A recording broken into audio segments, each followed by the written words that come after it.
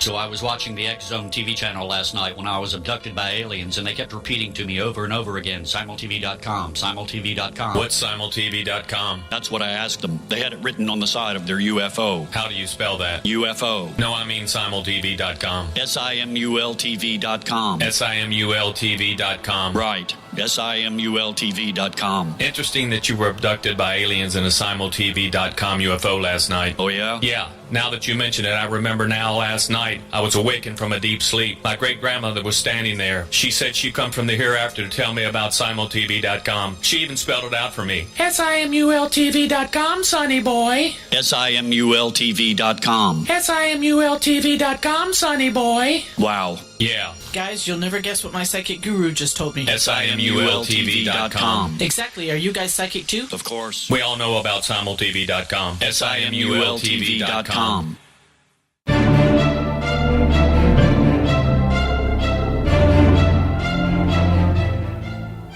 Welcome to another edition of Cal's Corner radio show here on the X Zone Broadcast Network. My name is Kal Korff and I'm your host, and the executive producer of the show is, of course, Rob McConnell. Now, folks, as regular listeners to the show will attest, we talk about everything from politics to the paranormal, and that's, of course, a wide variety of subjects, and today's going to be no different. So let's get the politics out of the way, international politics at least, and then we'll cut to the other half of the show, which is a lot more lighthearted but also important. Excuse me. Now, last week we talked about the death of the Saudi critic, as in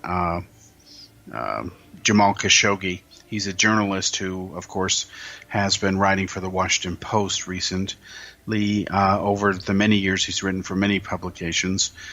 The fear is that when he went into the Saudi consulate in Istanbul, Turkey, is that he never came out and was killed there. And we talked about in the last show the reports that apparently there was a recording made of his death, courtesy of apparently his Apple Watch that he wore. Anybody who has an Apple Watch or even an iPhone knows that they can activate a recording device very easily, or a recording feature. Apparently what has happened is not only was he killed, he was tortured, he was also cut into pieces, and he was beheaded. There was a bone saw that was brought in for the hit operation. In total, anywhere from 15 to 18 people were involved. It is a gruesome murder, cold-blooded hit, if you will, right out of something out of a movie, but only this time it was real. Now, what has been interesting is to observe the reaction of Saudi society.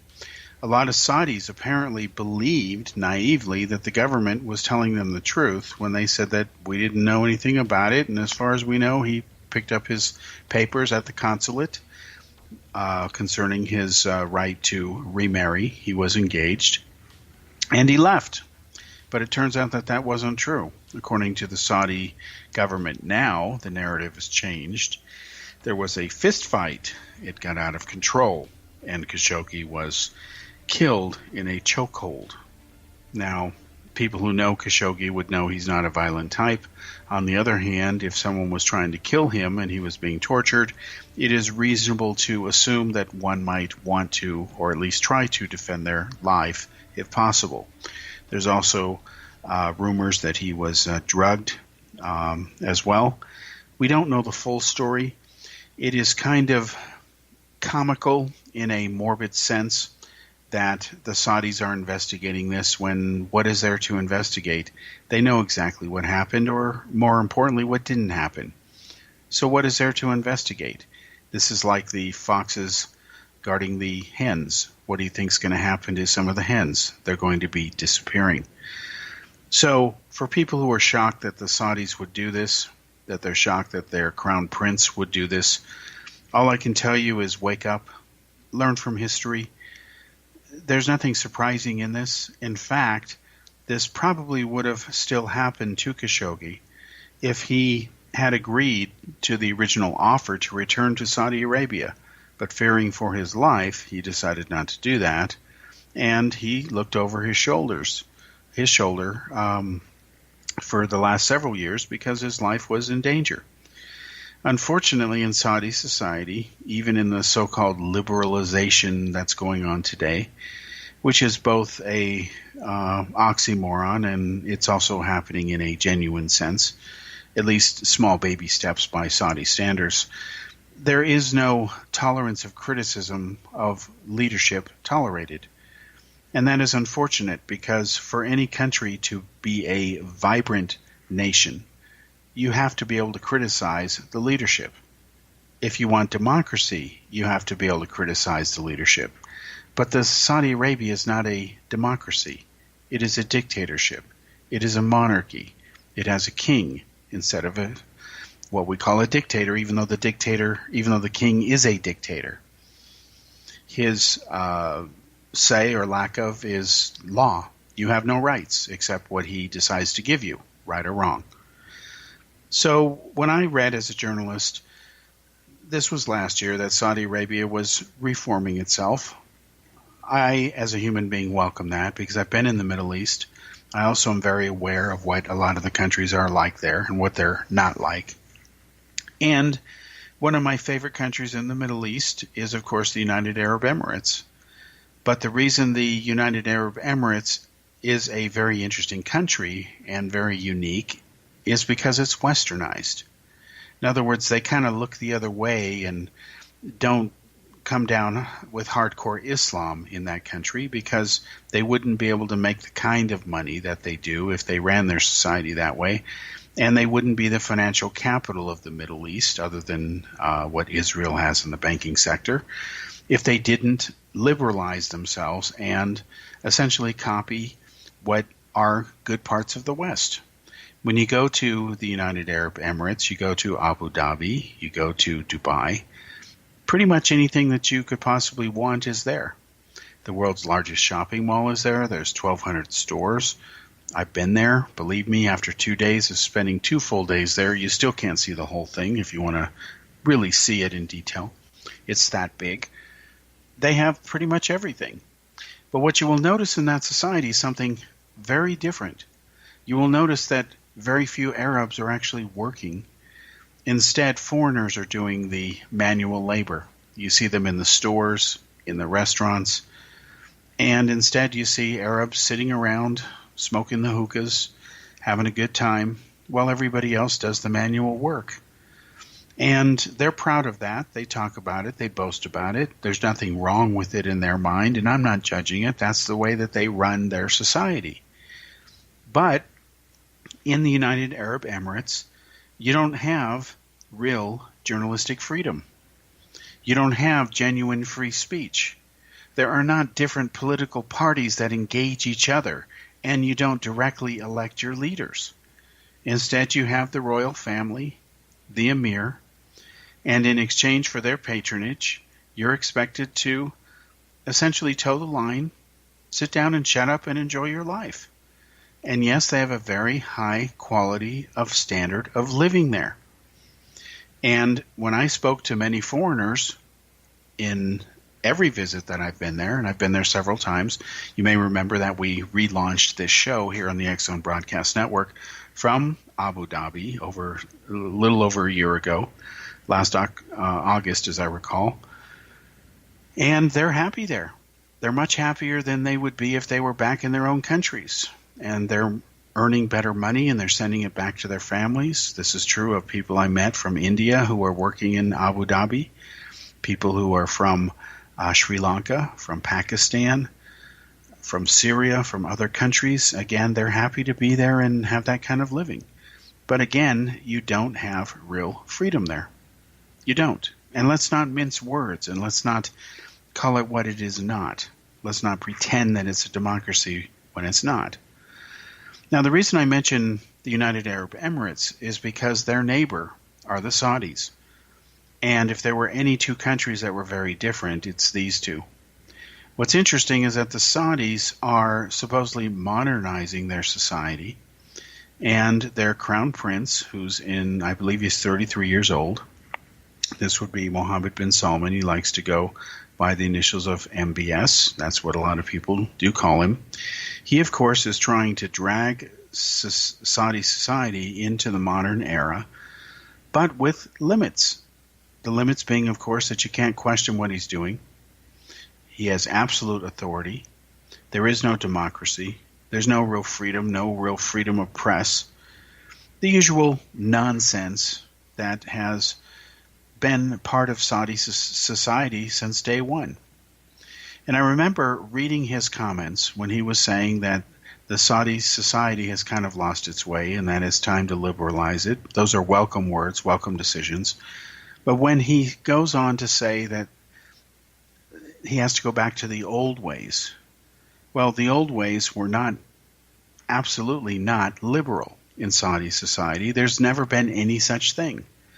And that is because at the core of Saudi society is the Wahhabi form of Islam. Now, like Christianity and other religions, Islam has its sects, if you will, its strains, its variants. The two major schools of Islam are Shia and Sunni. They've been killing each other for over 1,400 years, each of which claims that the other is a heretic, that they're kafir, that they're not following the true path of Islam, therefore they have a right to be killed. And within Shia and Sunni Islam are other branches of Islam. One of the most extreme and intolerant is called Wahhabism. Okay? It is not a coincidence that Osama bin Laden is and was a Wahhabi. Wahhabism is the official religion of Saudi Arabia. Thankfully, only 5% of Muslims worldwide follow Wahhabism. It is considered to be a redneck form of Islam. According to their doctrine, you can't be friends with anybody unless they're a fellow Wahhabi. You don't have to tell the truth to Christians. You're not supposed to honor their holidays. So if you live in America and you're a Muslim and you're a Wahhabi, you're not supposed to celebrate the 4th of July. Why? Because Islam doesn't recognize that. And those infidels, those Christians, do. Again, the 4th of July, in this case being America's independence. You can actually Google the twisted and hate-driven doctrine of Wahhabism, and we'll come back to discuss it a bit more after this commercial break.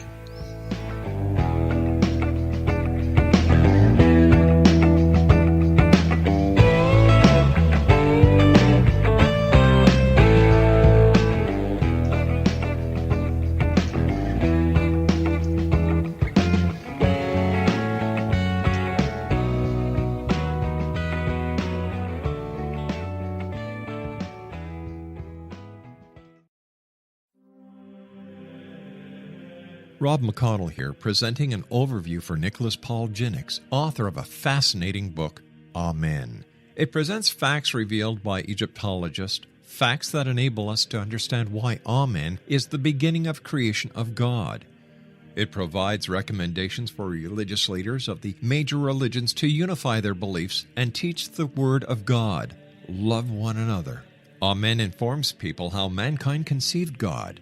It was the Egyptians that developed the concepts of a soul, a hereafter, and Son of God. And finally, after the worship of many gods, they conceived the belief in one universal God, the maker of all there is. For more information, visit www.futureofgodamen.com. That's www.futureofgodamen.com.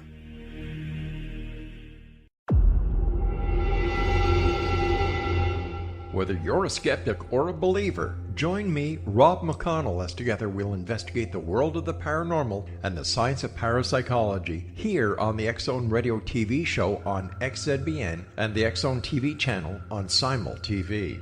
Since 1990, the X-Zone Radio TV show has been the place where people dare to believe and dare to be heard. Together, we'll investigate UFOs, aliens, ghosts, Bigfoot, psychic phenomena, lake monsters, conspiracy theories, government cover-ups, the truth embargo, alien abductions, ESP, haunted locations from around the world, and so much more. With over 28 years of broadcasting and more than 4,500 individual guests, the X-Zone is truly a place where fact is fiction and fiction is reality, as evidenced by the credibility, integrity, and professionalism of the guests that we bring to our international audience. If you have seen a UFO, had a close encounter, seen a ghost, Bigfoot, lake monster, or a story that you would like to share or have investigated, contact me, Rob McConnell, by sending me your email to xzone@xzoneradiotv.com, or you can call toll-free 1-800-610-7035, extension 143, and on Skype, X-Zone Radio TV. For more information on the X-Zone Radio TV show with yours truly, Rob McConnell, visit www.xzoneradiotv.com or www.xzonetvchannel.com or simultv.com and xzbn.net. Until next we meet here in the X-Zone from our broadcast center and studios in Hamilton, Ontario, Canada, always remember, X-Zone Nation, keep your eyes to the sky and your heart in the light.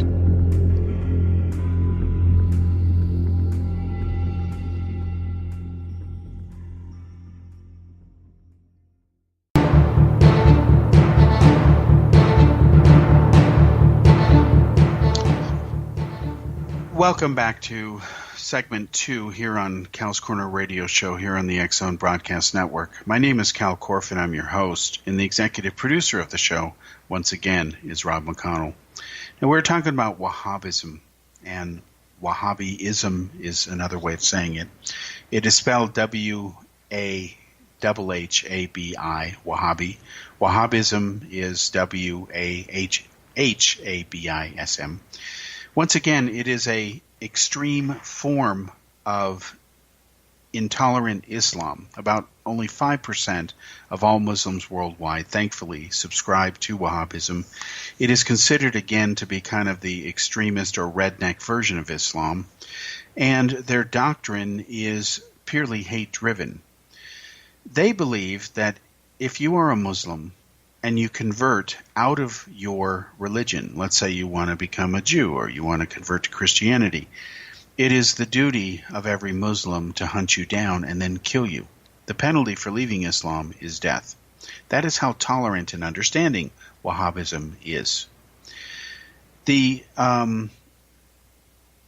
was a publication that was produced years ago by the Eleanor Roosevelt Foundation, and it was rather interesting. It was actually a publication that exposed the hate-fueled doctrine and so-called religious teachings that the Saudis go ahead and try to brainwash people within their mosques around the world. What they did is secretly they grabbed some of this religious literature that was being given out for free. They translated it, of course, from the Arabic, and some of it was already in English for foreigners, and they put it in this report, and it exposed how the Saudis were actually teaching hatred. And what's interesting is if you Google Wahhabism, let's say you type in Google the search engine, key doctrine of Wahhabism, you'll get some rather skewed search results, which really don't tell you the full story. You'll see articles like the Saudis are waking up to the threat of Wahhabism, as if it's some new revelation that the Saudis have suddenly been hit over the head with, and they had no idea prior to this entire time that Wahhabism was a threat even to their own throne in existence. What a bunch of nonsense. In fact, it is pure bullschlacken, as we would say in Yiddish or in modern Hebrew, okay? BS, in other words. And let me tell you why. You have to look at the history of Saudi Arabia and how it was formed. First of all, there was no Saudi Arabia until fairly modern times. It is essentially a creation of the West in cooperation with the Al Saud family, who was a Bedouin tribe. Al Saud wanted power. He wanted to rule the area that is now known as Saudi Arabia, hence the name Saudi Arabia from the Al Saud family. So what he did is he hired a bunch of extremist, intolerant Islamic radicals who called themselves the Ikhwan, and they studied this form of Islam called Wahhabism. And what he basically said was this: you go out there and you convert everybody or do whatever it is you're going to do, You attack them, you be my soldiers, and you guys can do whatever you want. I'll be your leader. I'll be the chief Wahhab, okay? And they agreed to that over time. If they didn't, he killed them anyway. And what happened is there was this Faustian bargain cut between the radical Ikhwan, the Wahhabis, and Ibn Saud, the original founder of Saudi Arabia. He needed fanatics to carry out his conquests, to show no mercy to his enemies. And what he did is he used them to further his political conquests. He captured a lot of land and territory, including the territories of Mecca and Medina. He drove the Hashemite family out of the area, and as compensation, the French and the British agreed to give the Hashemites, who used to control Mecca until they were kicked out by the Sauds and the Wahhabis, he gave them what's called Jordan, or what used to be called Transjordan, as a sop. That way they could claim that they were still the descendants of Muhammad, and he at least had some territory to rule over. And of course the Hashemites to this day hate the Saudis and vice versa. So that's the short version of what happened. So the Sauds, the Saudis, absolutely knew from day one what the Wahhabis were about, because they made a point to cut an alliance with them to use each other to further each other's ambitions.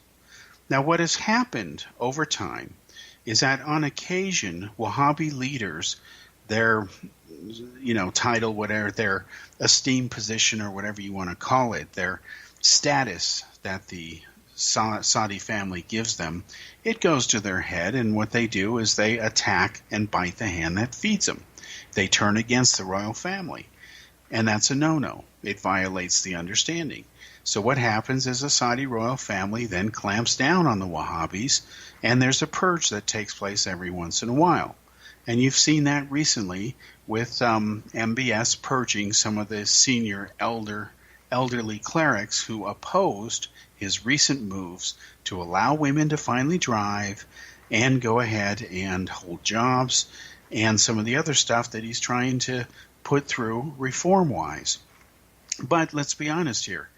These so-called reforms, they don't go far enough. And while I understand and am sensitive to the fact that when you have a culture that is backwards and represses, half the population, in this case women don't have any real serious rights in most of the Muslim world, let's be honest, let alone in Saudi Wahhabia. And that is the nickname for Saudi Arabia because it is Wahhabism. It's not enough to give them the right to drive or the right to vote. Women need to be treated like human beings, like equals, with the understanding that there are biological differences and all that other stuff.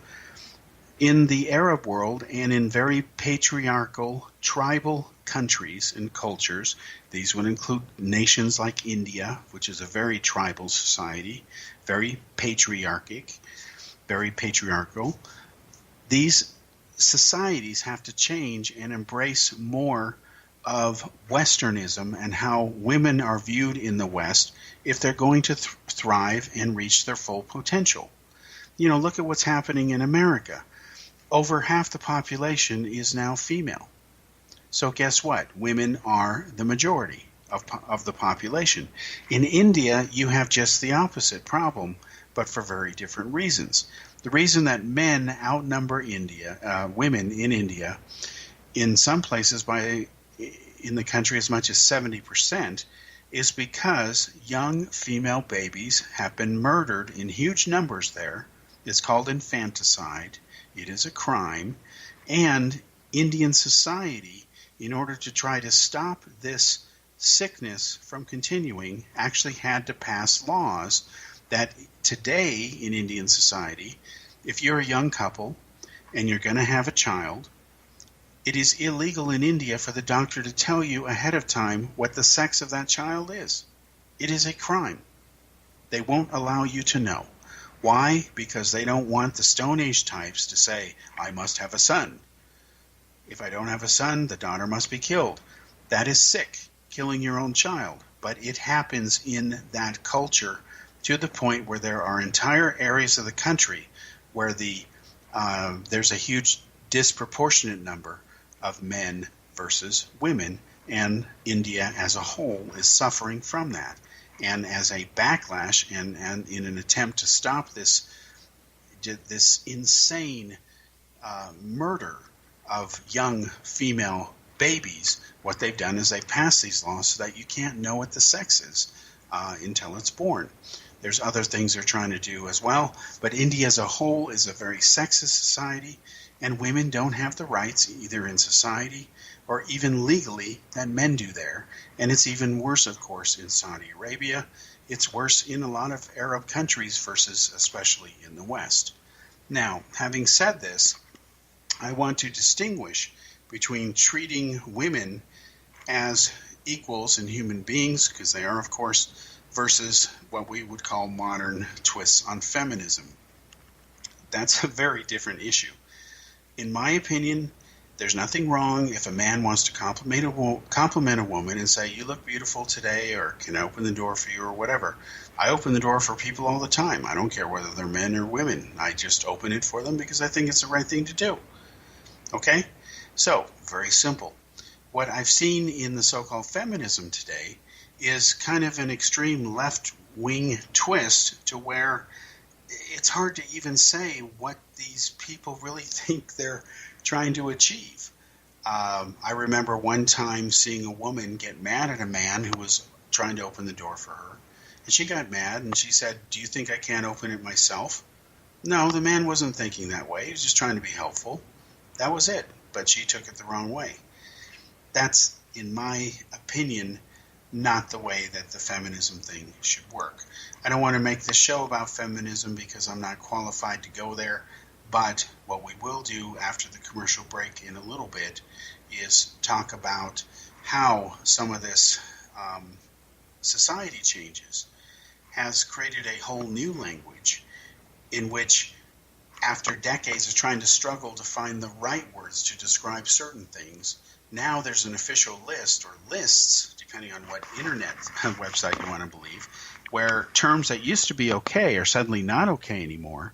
But at least there's so-called modern alternatives which people can use. And I'm going to argue as we go through them that they're kind of ridiculous.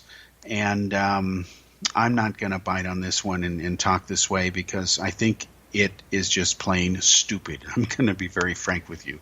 And we'll talk about that after the commercial break here in segment 3. We'll be right back.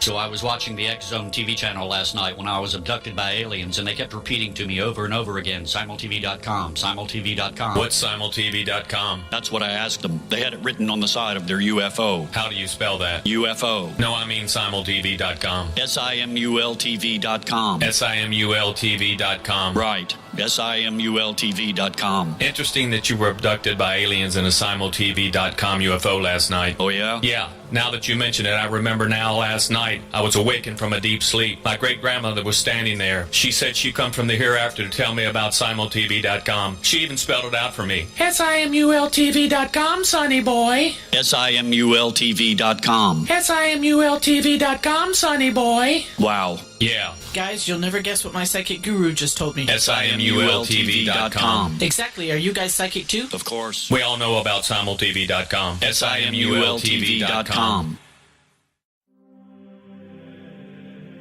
Rob McConnell here, presenting an overview for Nicholas Paul Jennings, author of a fascinating book, Amen. It presents facts revealed by Egyptologists, facts that enable us to understand why Amen is the beginning of creation of God. It provides recommendations for religious leaders of the major religions to unify their beliefs and teach the Word of God. Love one another. Amen informs people how mankind conceived God. It was the Egyptians that developed the concepts of a soul, a hereafter, and Son of God. And finally, after the worship of many gods, they conceived the belief in one universal God, the maker of all there is.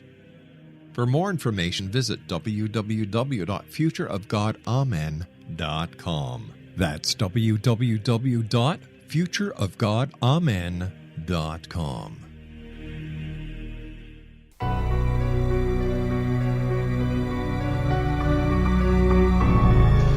Welcome back to the third segment here on Cal's Corner radio show here on the X-Zone Broadcast Network. My name is Kal Korff, and I'm your host, and the executive producer of the show is Rob McConnell. Now, folks, we were talking about feminism, and before that, the changes that are occurring in Saudi Arabia, but they don't go far enough. The terrible murder of Khashoggi just being the latest example of how Saudi Arabia has a long way to go before it can be considered to be a civilized country. Let's be honest with each other. And this type of thing that has occurred with Mr. Khashoggi has happened before. Saudi Arabia still does behead people when they commit the death penalty. In fact, a lot of women are killed in the Arab world, even when they're rape victims, because they get blamed for getting raped. That's how backwards it is there sometimes. So we talked about feminism.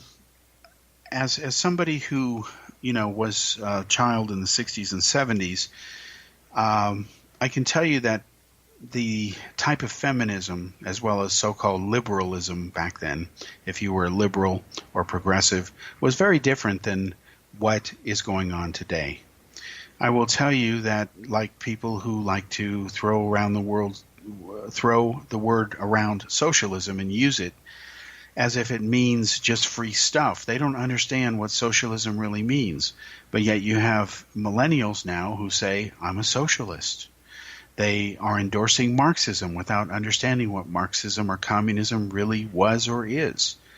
They just like to repeat these terms. They like to say they're liberals, they're progressives, that they abhor or are against violence, while at the same time they're engaging in it. Look at the attacks from the left on innocent people just protesting, even if they're right-wingers who are not committing violence. Under U.S. law, they have a right to be there, even if you disagree with their message. And that's the point here. It used to be that the left used to put flowers into the barrels of rifles of soldiers, talking about peace. There are famous photos that are quite iconic from American history from the late 60s and the early 70s when the Vietnam War was being protested. Well, today, the left is pepper spraying people. They're using bike locks to hit people over the head. And then they get off light from judges who were sympathetic and don't consider that to be assault. But yet if a right-winger were to do the same thing to anybody, the book would be thrown at them. So there is a double standard there. And what happens is when you let this type of anarchy start to take over, where violence is suddenly deemed to be okay as long as it's used against somebody that you disagree with, and again, that is a principle that is completely wrong, you end up with a special language that doesn't match reality. Because when you have those kinds of ideas and precepts, you are no longer grounded in reality. Violence is never proper unless it is in self-defense. You don't sit there and try to overthrow your country or your government with violence when you can do it at the ballot box in a peaceful way, using a democratic process, using a constitutional system, a system that is part of a republic, which is what the United States is. And if you want change in leadership, that is exactly how you achieve it.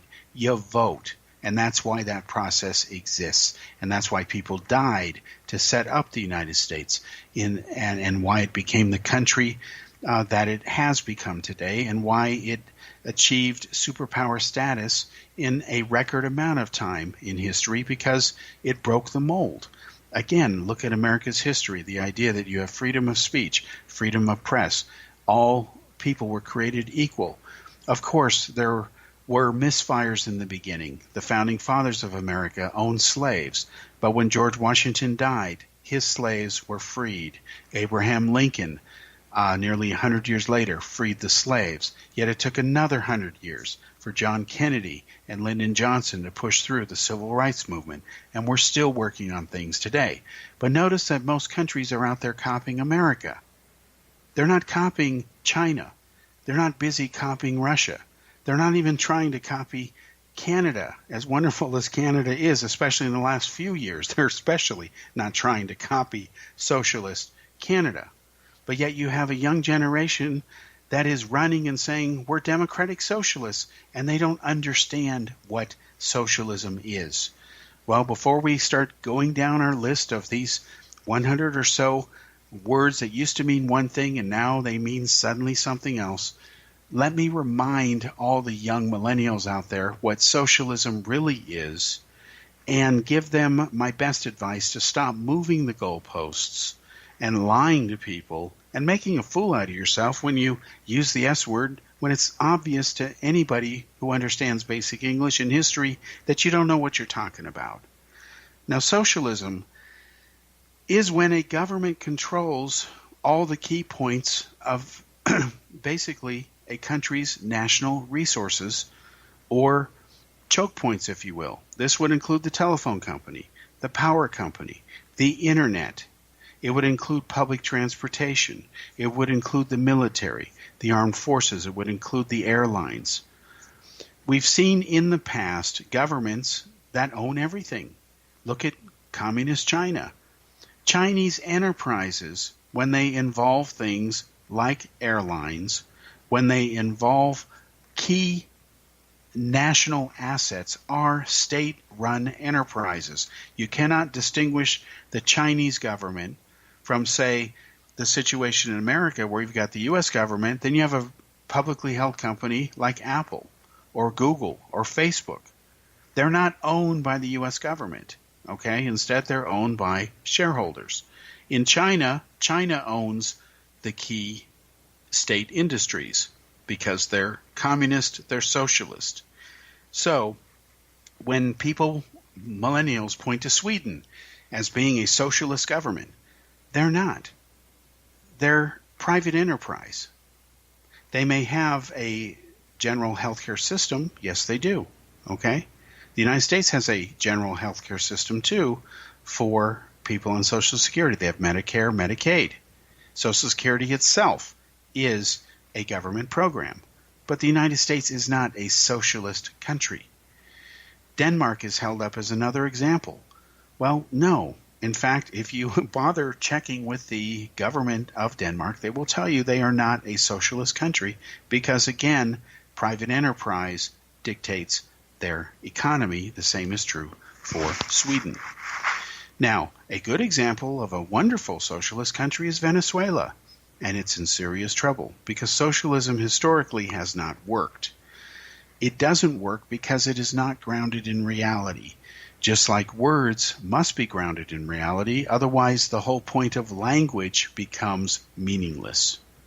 So let's now go over these popular terms that were okay to use that now suddenly mean something else, and let's talk about how convoluted this has become. First word, very used widely nowadays, homosexual.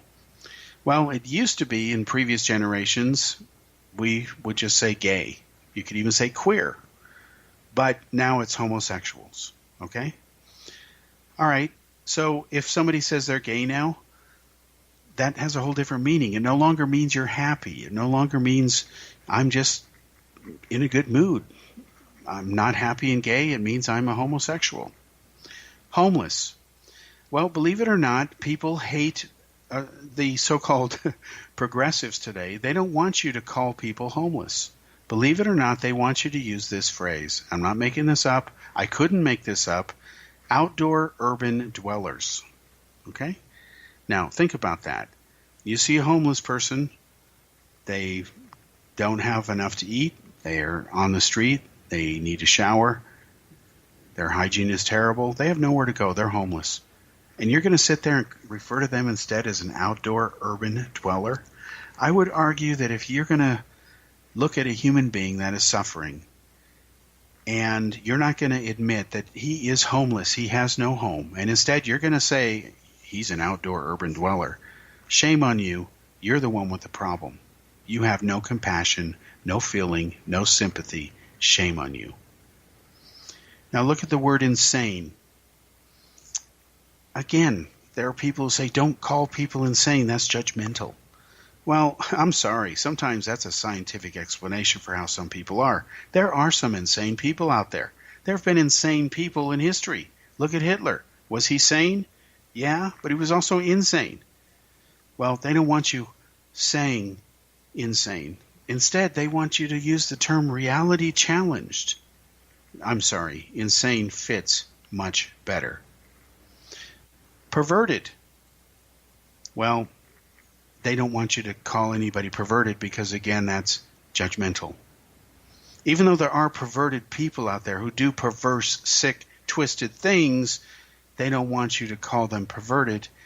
They want you to instead say that they're sexually dysfunctional. No. If they're perverted, they're perverted. Prostitute. We don't have prostitutes anymore. We have sex workers. We have sex care providers. Yeah, see, that's the latest twist on what used to be called a prostitute or a hooker, a sex care provider. I'm sorry. We need a word that basically describes what it is, sex for money. Sex care provider doesn't really say what it is, and it takes out an important context. If we have healthcare providers, sex care providers, how do you know what's going on? Again, I think the word prostitute works. We'll be back after this commercial break here, and we'll continue with this really stupid list, but it's a real list. I'm not making it up. We'll be back after this commercial break.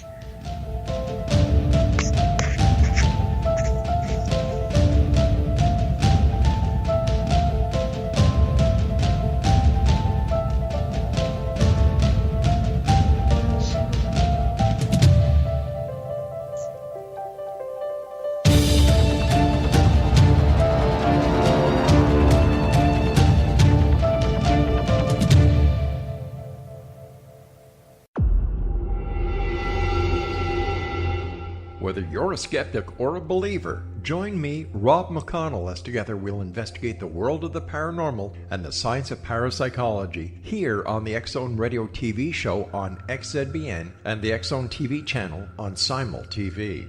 Since 1990, the X-Zone Radio TV show has been the place where people dare to believe and dare to be heard. Together, we'll investigate UFOs, aliens, ghosts, Bigfoot, psychic phenomenon, lake monsters, conspiracy theories, government cover-ups, the truth embargo, alien abductions, ESP, haunted locations from around the world, and so much more. With over 28 years of broadcasting and more than 4,500 individual guests, the X-Zone is truly a place where fact is fiction and fiction is reality, as evidenced by the credibility, integrity, and professionalism of the guests that we bring to our international audience. If you have seen a UFO, had a close encounter, seen a ghost, Bigfoot, lake monster, or a story that you would like to share or have investigated, contact me, Rob McConnell, by sending me your email to xzone@xzoneradiotv.com, or you can call toll-free 1-800-610-7035, extension 143, and on Skype, X-Zone Radio TV. For more information on the X-Zone Radio TV show with yours truly, Rob McConnell, visit www.xzoneradiotv.com or www.xzonetvchannel.com or simultv.com and xzbn.net. Until next we meet here in the X-Zone from our broadcast center and studios in Hamilton, Ontario, Canada, always remember, X-Zone Nation, keep your eyes to the sky and your heart in the light.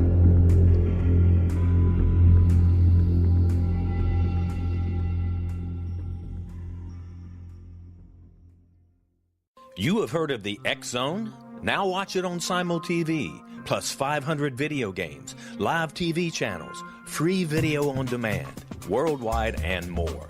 Does this sound like tomorrow's television? Well, it is, but you can have it today, right now. It is Simul TV. Simul TV offers what the others only wish they could provide. 15 exclusive channels like X-Zone, Sci-Fi, and Horror. We are worldwide. No other provider offers that. 500 built-in video games. No need to have an extra expensive system. We have them included.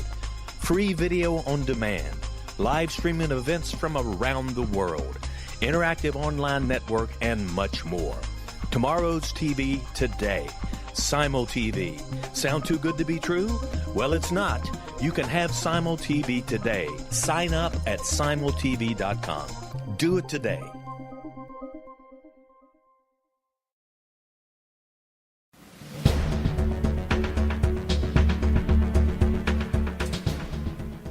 Welcome back to the fourth and final segment here on Cal's Corner Radio Show here on the X Zone Broadcast Network. My name is Kal Korff, and I'm your host. Once again, the executive producer of the show is Rob McConnell.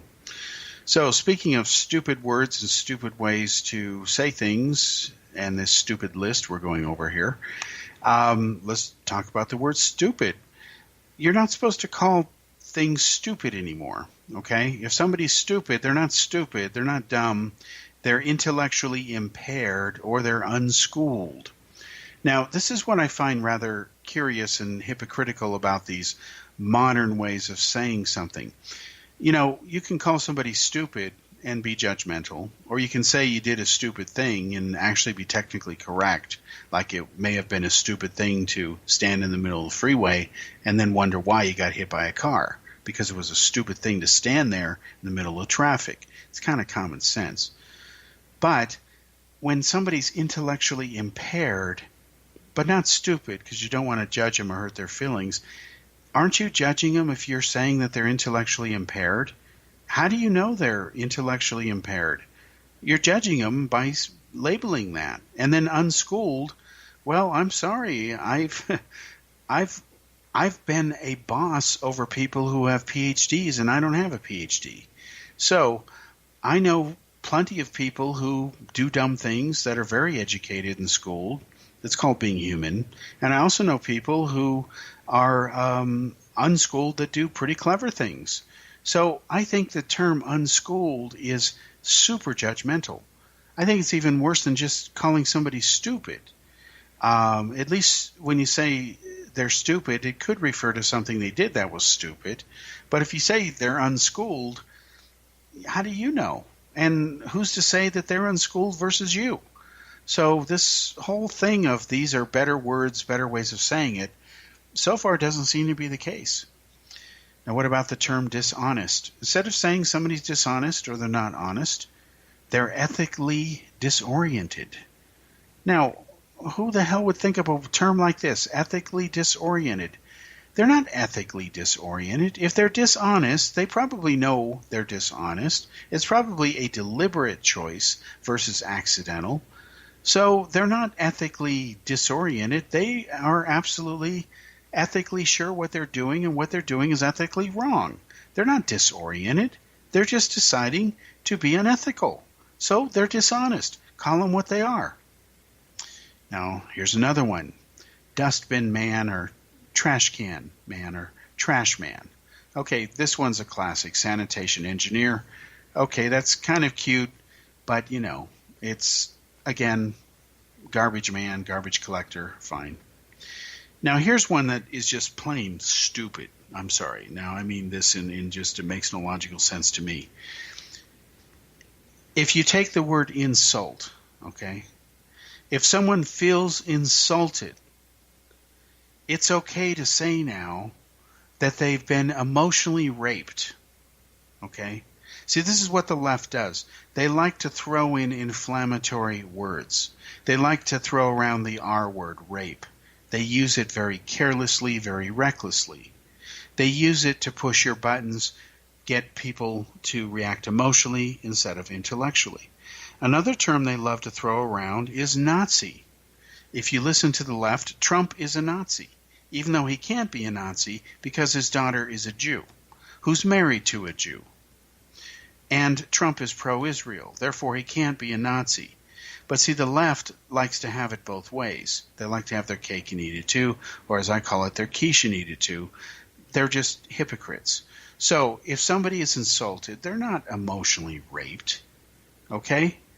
Now, I'm very sensitive to the idea, it's kind of logical, that you can say terrible things and make somebody feel that way, but usually we don't use the term insult. If I'm insulting somebody, that doesn't mean they're being emotionally raped, and I believe that you shouldn't use the word rape unless it really is referring to that terrible act. Now, the term bisexual prostitute.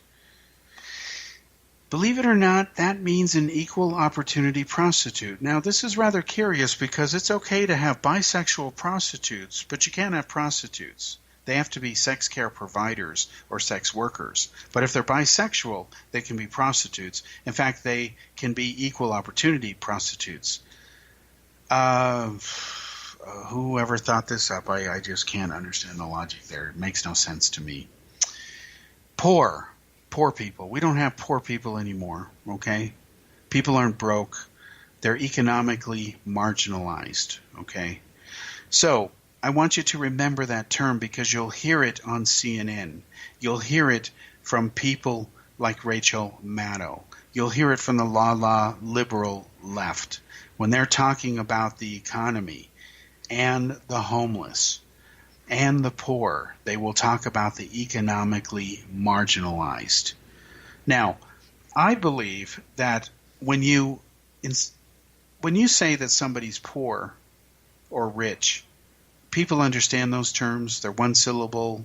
They make sense. If you're rich, you got a lot of money, right? If you're poor, you don't. They're also emotional terms. People understand them. But if I suddenly say he's not poor, he's economically marginalized, again, how arrogant of me to come up with some fancy terminology when the fact is the individual is poor. And I should have empathy and sympathy for that individual, and if I can, try to help where possible. We should all try to help one another. If we spent our time focused only on ourselves, we wouldn't have a thing called society. We wouldn't have what's called family. Immigrant. Okay, well, immigrant. They're not immigrants, they're newcomers. Okay, well, I could see maybe somebody in the country calling somebody a newcomer. They used to call them strangers, sometimes even partners. But immigrants are newcomers now, okay?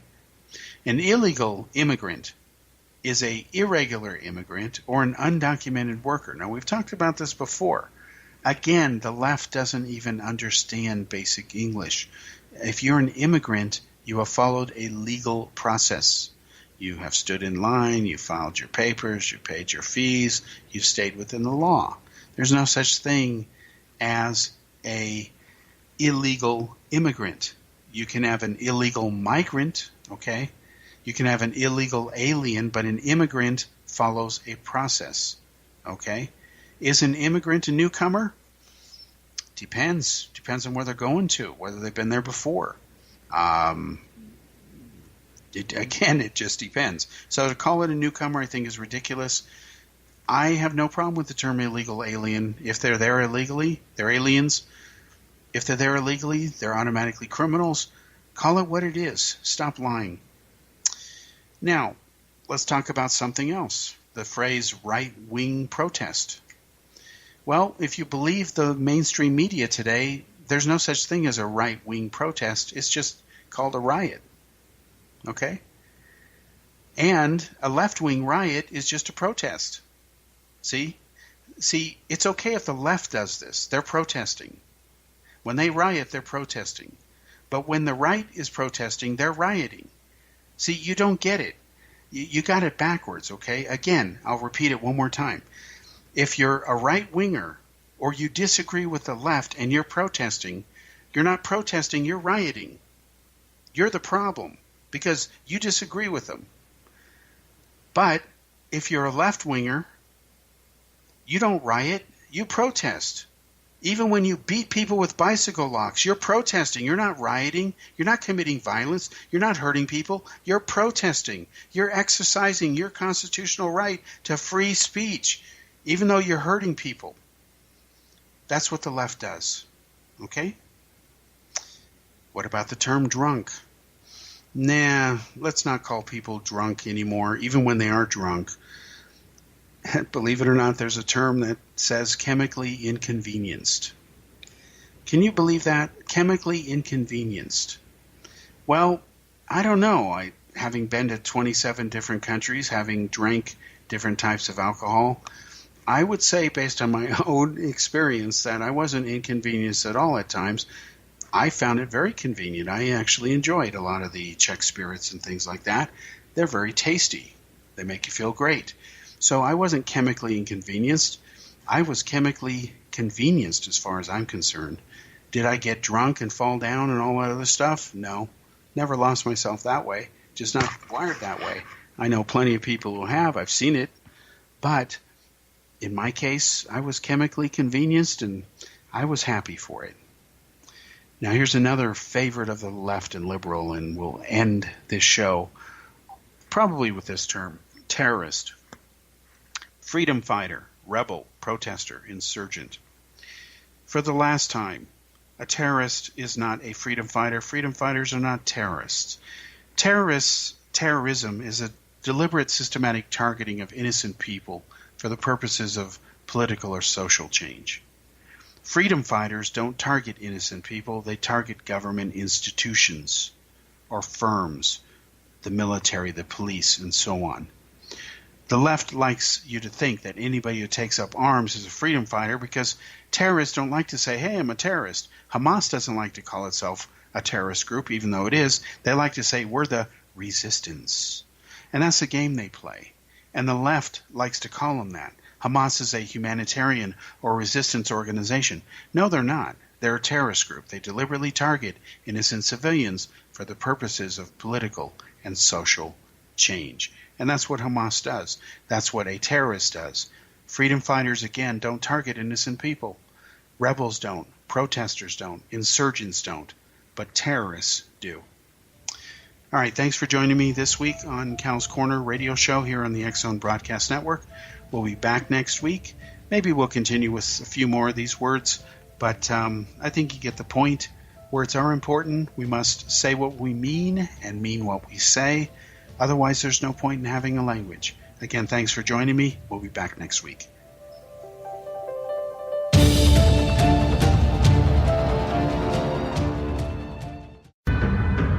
If you are looking for a safe, zero-calorie natural option to the harmful artificial sweeteners on the market today, Just Like Sugar is what you're looking for. Just Like Sugar is a wonderful natural alternative for those health-conscious people who choose a calorie-restricted diet with a great, pure, sweet flavor that tastes just like sugar. Just Like Sugar is a great natural option for people suffering from diabetes and may be useful in restricted diet programs where standard sugars are not allowed and does not cause a laxative effect of some other sweeteners.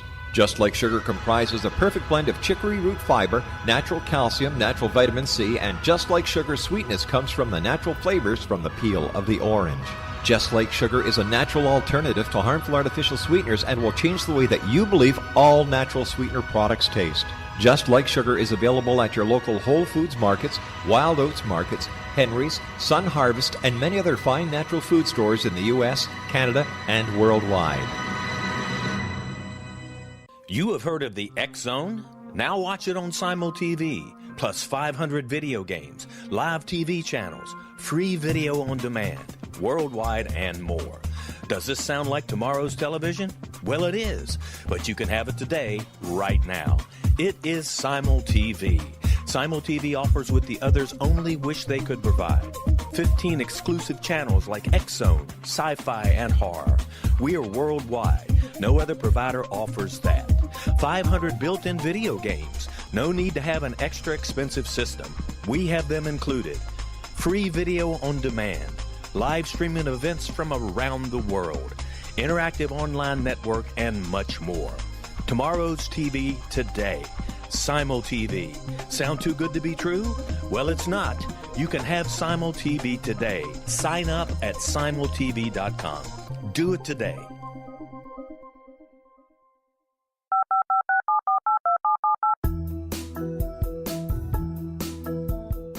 Did you know that when you're on the road with limited data or Wi-Fi, you can still listen to the X-Zone radio show with Rob McConnell, The Science of Magic with Gwilda Wiyaka, X-1, Dimension X, Space Patrol, and every minute of the X-Zone broadcast network by calling 213-401-0080, courtesy of Audio Now. No smartphone, app, or internet needed. It saves your data plan and it's free if you have unlimited minutes. Call 213-401-0080 to listen on any phone, anytime, anywhere. Remember 213-401-0080 for the best of the paranormal, parapsychology, and sci-fi radio programming anywhere, 24/7, 365.